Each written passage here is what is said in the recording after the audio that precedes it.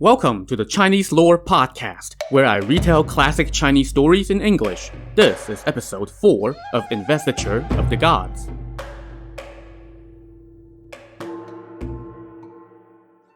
Last time, King Zhou had sent the Grand Duke of the North, Chonghou Hu, to smack down the upstart Marquis Su Hu for refusing to send his daughter into the imperial harem. Su Hu, however, gave Chonghou Hu a rude welcome, beating him in battle during the day and raiding his camp at night. But then, Chonghou Hu's brother, Black Tiger, showed up and, with a little Taoist magic, captured Su Hu's son in battle. As we return to the story, Chonghou Hu was just about to have Su Hu's son, Su Quanzhong, beheaded. But Black Tiger said, "Brother, please calm your thunderous rage. Even though Su Quanzhong does deserve to be executed immediately, he and his father are both court officials who have broken the law.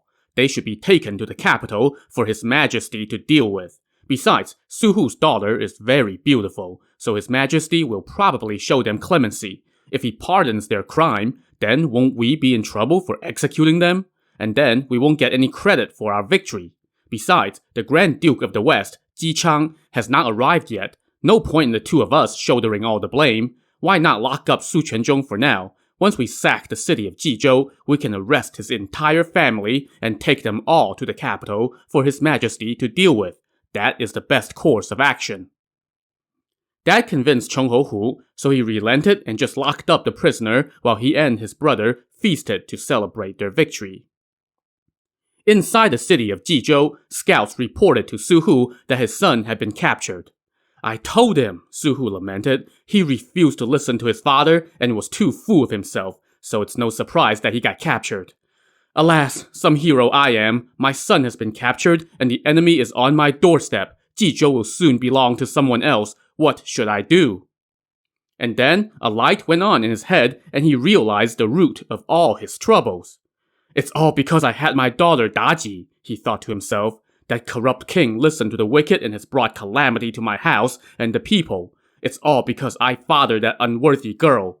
If the city falls, my wife and daughter will be taken to the capital and exposed for all to see. Then all the lords of the land will mock me for being a witless chum. Why don't I kill my wife and daughter first, and then slit my own throat? That would at least be the act of a real man." Okay, whatever you say, real man, who decides to lay all his troubles at the foot of his teenage daughter, who hasn't even appeared in the story yet, instead of, I don't know, all the men who have been scheming and fighting so far. Anyway, thus decided, Su Hu grabbed his sword and stomped into the private quarters. There, he was met by his daughter, Daji, whose face glowed and whose ruby-red lips curled with a smile at the sight of him. Until she saw the blade in his hand. "Father, what are you doing here with a sword?" she asked him. Su Hu was just about to raise his sword and cut down his daughter, but then he hesitated. She was his daughter, after all. As he paused, tears flowed from his eyes. "You scourge!" our Father of the Year candidate lamented aloud to his daughter. "Because of you, your brother has been captured, the city is under siege, your parents will be killed, and our ancestral temple will fall into the hands of others. Our entire clan is doomed, all because I had you." Geez, thanks, Dad. I can really feel the paternal affection here. While Su Hu was lamenting his woes, word came that Black Tiger was outside the city, challenging him to battle, so Su Hu ordered his men to prepare for a siege. Outside the city, Black Tiger kept demanding to speak with Su Hu, but to no avail. The whole time, Black Tiger was thinking to himself, "Brother Su, come out and talk with me, and then I can fall back. Why are you refusing to come out? If I don't see you, how can we talk?" But alas, Su Hu remained behind his walls, and Black Tiger had to return to camp. Back at camp, Chonghou Hu heard from his brother that the enemy was staying in the city, so he wanted to lay siege with tall ladders. But Black Tiger told him, "No need to attack. It would just be a waste of effort. Right now, we just need to cut off their grain supply. Once the civilians can't feed themselves, the city will collapse on its own before long. You can just rest and wait. Once the Grand Duke of the West arrives with his forces, then we can deal with them." So while the imperial forces waited outside the city, Su Hu fretted inside. Just then, he got word that his provisions officer, Zheng Lun, had just arrived with a new shipment of grain. This grain is not going to do us any good anymore, Su Hu sighed. He then summoned Zheng Lun, who said, On my way back, I heard that your lordship had rebelled against the Shang and that Chonghou Hu was attacking you. I was worried and rushed back. How goes the fight? Su Hu brought him up to speed on the cause of all this fracas, as well as the current situation, all the way up to his plan to kill his own family and then himself.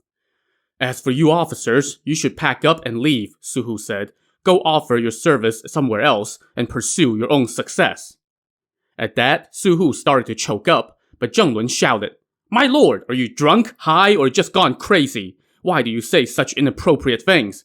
Even if all 800 lords of the land showed up here, I would think nothing of them. Why do you think so little of yourself? I have followed your lordship since my youth, and you have elevated me to important ranks. I will do my utmost to serve you.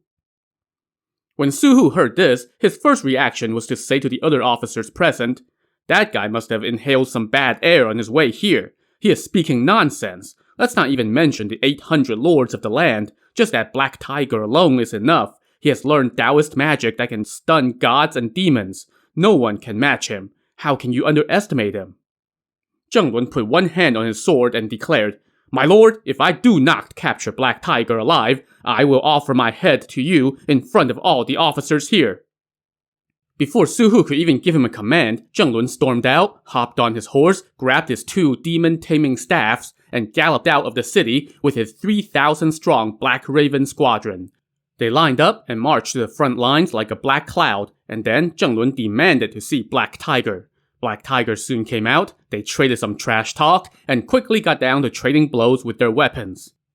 After the two of them fought for 25 bouts, or exchanges, without a winner, Zheng Lun noticed the red gourd that Black Tiger was wearing on his back.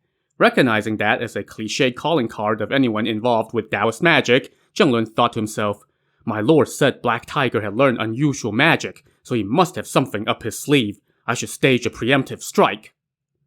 So as it turns out, this Zheng Lun also knew a bit of Taoist magic. He had once studied under the woe-evading sage of the West Kunlun Mountain. The sage had taught him a magic spell where he could exhale vapor and snatch the souls of enemies.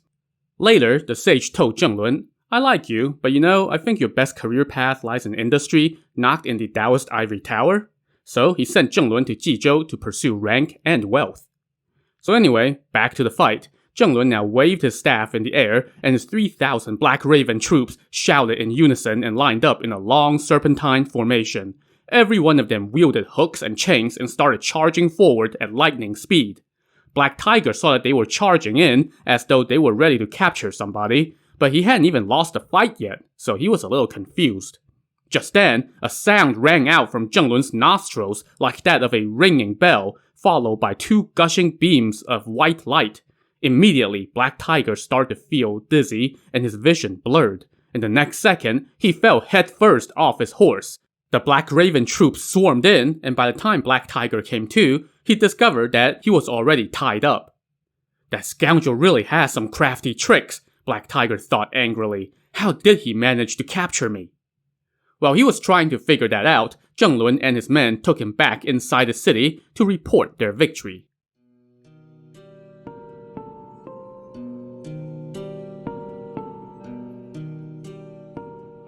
Inside the city, Su Hu was still his usual doom and gloom self. When he heard the drums rolling outside the city, he lamented, Zheng Lun must be dead. But just then, scouts rushed in and said, Zheng Lun has captured Black Tiger and is awaiting your command. Surprised and confused, Su Hu summoned Zheng Lun, who recounted how he triumphed thanks to his ability to blow glowing snot out of his nose. The soldiers then brought in the prisoner. Su Hu quickly called them off and personally untied Black Tiger. He then kneeled and said, I have offended the realm. There is no place on earth for me. My officer Zheng Lun didn't know any better and offended your lordship. I deserve to die for this crime. Black Tiger quickly replied, You and I are sworn brothers, and I have never dared to forget your honor. I am beyond ashamed to be captured by your man. Thank you for your kindness. I am deeply grateful. Su Hu then asked Black Tiger to sit and told his officers to come pay their respects. Black Tiger, for his part, also praised Zheng Lun's less than sanitary but nevertheless amazing nasal magic. Su Hu then held a private banquet for himself and Black Tiger and told his old friend how all this trouble got started. Black Tiger told him, "I came in part because my brother has suffered a defeat, but also because I wanted to help you get out of trouble. Who knew that your son would be so headstrong? He refused to ask you to come out to speak with me, so I had to capture him. He is locked up back at my camp. I did it for your sake." Su Hu thanked him profusely, and the two of them continued to drink and chat. Meanwhile, outside the city, Chong Hou Hu learned that his brother had been captured and was stunned when his men described how it happened. Just then, word came that the Grand Duke of the West, Ji Chang, had sent an envoy. Chong Hou Hu was quite displeased that Ji Chang wasn't there in person, so he summoned the envoy, who was one of Ji Chang's ministers. "Why has your lord disobeyed the command of the court and not mobilized his forces?" Chong Hou Hu asked. "It is most unbecoming of a vassal. What do you have to say?" The minister replied, "My lord said, war is a calamity and gentlemen must treat it as a last resort. Right now, for a trifle of a thing, we have wasted money and disturbed civilians. All the towns and counties you have passed on your way are required to provide provisions. All the civilians are panic-stricken, and your soldiers have suffered.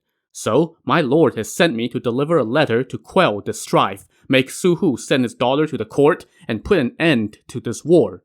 If Su Hu refuses, then, when the army arrives, all traitors will be exterminated. Then Su Hu will die without any cause for regret." Chong Hou Hu roared with laughter at this answer. "That Ji Chang knew he was going against the king's orders, so he is making excuses. I got here first and have lost officers and soldiers in a number of tough battles. Why would that rebel give up his daughter because of a mere letter? Fine, I will wait and see how you fare when you go to see Su Hu. If he still refuses to comply, then let's see how your lord will explain himself to the court. Go on." So the envoy rode to the foot of the city and shouted up to the top of the walls, "Tell your lord that the Grand Duke of the West has sent an envoy to deliver a letter." Su Hu was still drinking with Black Tiger when he got this news, and he said, "Ji Chang is a virtuous man. Hurry and invite his envoy here at once." Soon the envoy came in and offered his respects. Su Hu asked him what he was doing there, and the envoy said, "I have come on the order of the Grand Duke of the West. Last month, your lordship wrote a seditious poem in a fit of anger and offended his majesty, so he ordered armies to come punish you. My lord knows that your lordship is loyal and honorable, so he has not mobilized his forces against you. He has asked me to deliver this letter to you and hopes that you will proceed after careful consideration." The envoy then removed the letter from a silk pouch and presented it to Su Hu. It said, "Ji Chang, Grand Duke of the West, offers his sincerest respects to Lord Su, Marquis of Jijo. I've heard it said that everyone within the 4 seas are vassals to the king. Right now, His Majesty wants to choose a concubine, and no family in the realm can dodge their duty. Your lordship has a virtuous daughter, and His Majesty wishes to choose her. This is a good thing, and yet you resist His Majesty. That is you being disobedient.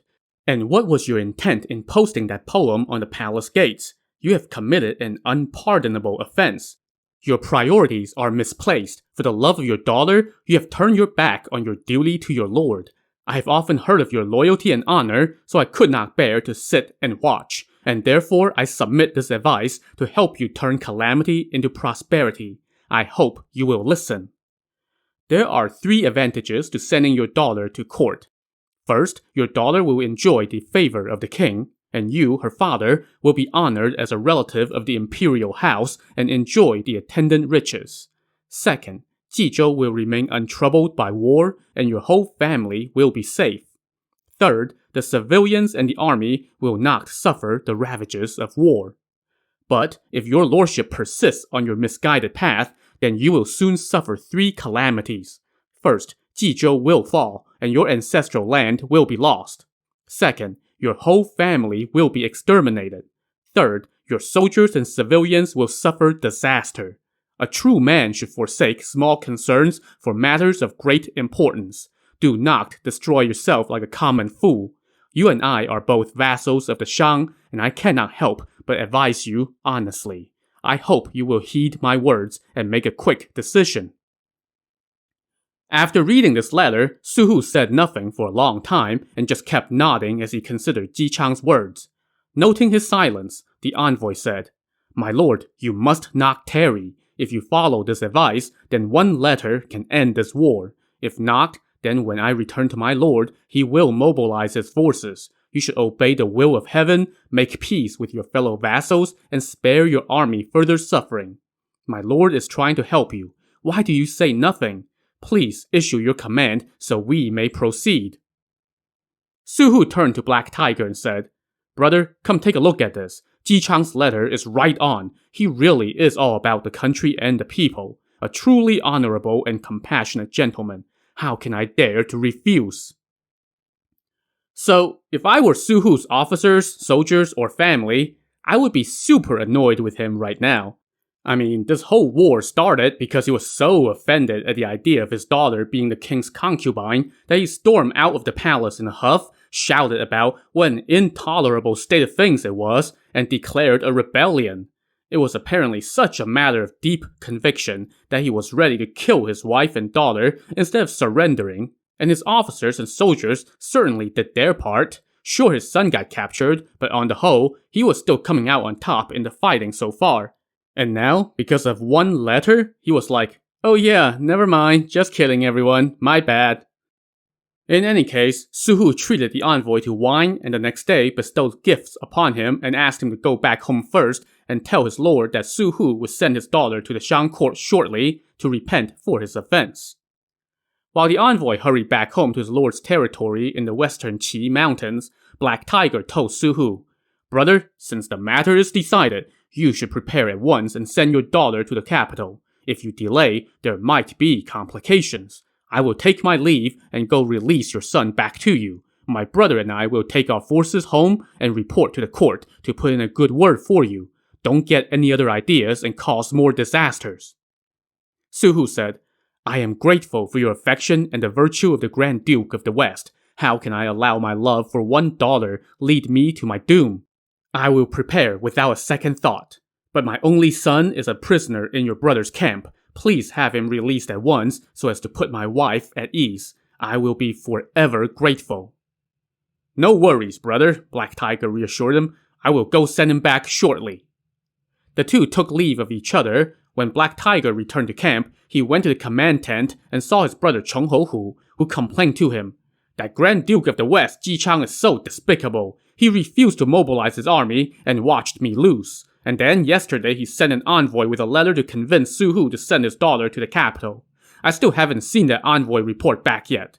After you were captured, I sent men out to conduct recon every day and was on pins and needles. I am ecstatic to have you back. Is Su Hu willing to apologize to the king for his offense? I'm guessing so, since you are here." Black Tiger, however, shouted sternly, "Brother, we two were born from the same womb, and yet, as the old saying goes, even among the fruits on the same tree, some are sour and some are sweet. Even among the sons of the same mother, some are wise and some are dim. Listen to me. When Su Hu rebelled, you led your forces to attack him, and that led to your defeats and casualties. You are a Grand Duke, after all. Instead of doing something good for the court, you keep allowing His Majesty to consort with wicked officials. That is why everyone in the realm despises you. Your 50,000 troops can't match a single letter. Su Hu has agreed to send his daughter to the king to repent for his offense. Are you not ashamed at having lost soldiers and officers? You have dishonored our family. Once we part today, I will not bother with you anymore. Men, release Su Hu's son."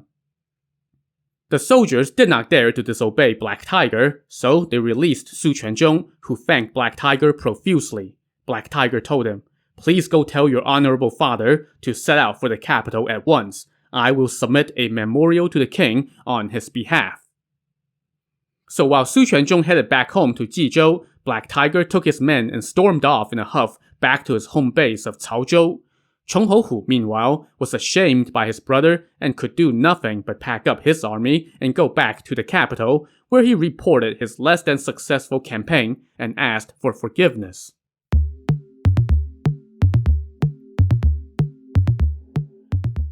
Meanwhile, in Jijo, Su Hu was reunited with his son, and everyone in the family was relieved. Su Hu then told his son, Jichang sent a letter yesterday and saved us all from calamity. How can I ever forget such virtue and kindness? I thought about it, and the honor between lord and vassal is paramount. If a lord declares that a vassal should die, the vassal cannot dare to live. So how can I dare to pursue a doomed course for the sake of one daughter? I can only send your sister to the capital and repent before my lord. You stay here and watch over the city. Do not disturb the civilians. I will be back soon. His son obeyed, and Suhu now went to the private quarters and repeated his spiel for his wife. His wife wept aloud, and Suhu consoled her time and again. Choking back tears, she said, "Our daughter has always been pampered. I worry that she is not going to know how to serve His Majesty and will cause more trouble instead." "Well, there's nothing we can do about that," Suhu said. "We can only obey." The couple passed the night in grief. The next morning, Suhu rounded up 3,000 soldiers and 500 personal guards. He then told his daughter Daji to get ready for the trip. Daji had already gotten word on her fate, and her tears fell like rain as she took leave of her mother and brother. With much consoling from their attendants, her mother went back inside the house crying, while Daji wept as she got into her carriage. Her brothers saw them off for a couple miles, and then the procession set forth, with Daji's carriage in the front, led by 2 pennants announcing that she was a future concubine, and Suhu brought up the rear.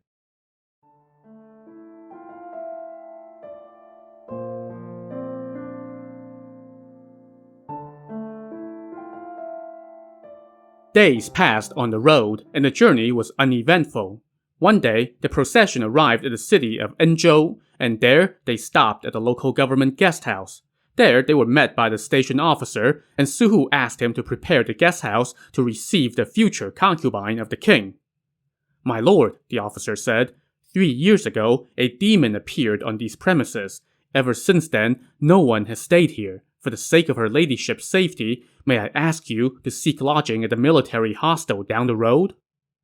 But Suhu reproached him sternly.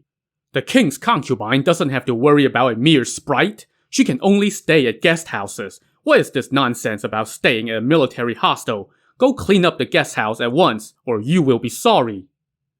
The station officer had no choice but to tell his men to prepare the house, lay down some beds, and light incense. Once the place was ready, Suhu situated his daughter in a private room in the back, assigned 50 attendants to stay in the room to serve her, and stationed his 3,000 soldiers around the outside of the house while his 500 personal guards were placed in the entryway. All this done, Suhu sat down in the main hall and lit a candle. He thought to himself, "That officer mentioned there was a demon here, but this is a bustling place with lots of people. How can there be such a thing? But still, it's better to be safe than sorry."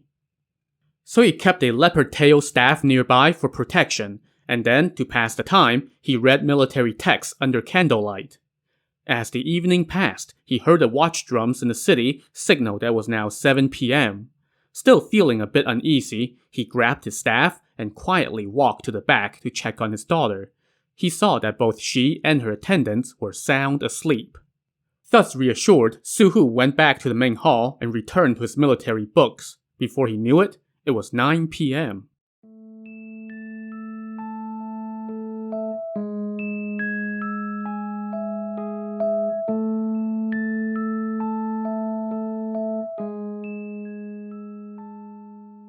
Not long after the 11 p.m. watch drums had sounded, a sudden gale swept through the house, seemingly penetrating Suhu's skin and blowing out all the candles in the house. It made Suhu's hair stand up on end, and at that very moment, an attendant shouted from the back, "Demon!" Suhu rushed toward the back room with his staff in one hand and a candle in the other, but when he walked out of the main hall, the candle was blown out by a gust of wind. He hurriedly turned back into the main hall and shouted for his men to bring light. After they lit the candle, he rushed to the back. There, he saw the attendants in a panic, all huddled around his daughter's bed. To see if his daughter is okay, tune in to the next episode of the Chinese Lore Podcast. And again, be sure to visit ChineseLore.com for transcripts, supplemental materials, and links to find me on social media and to review and support the show. Thanks for listening.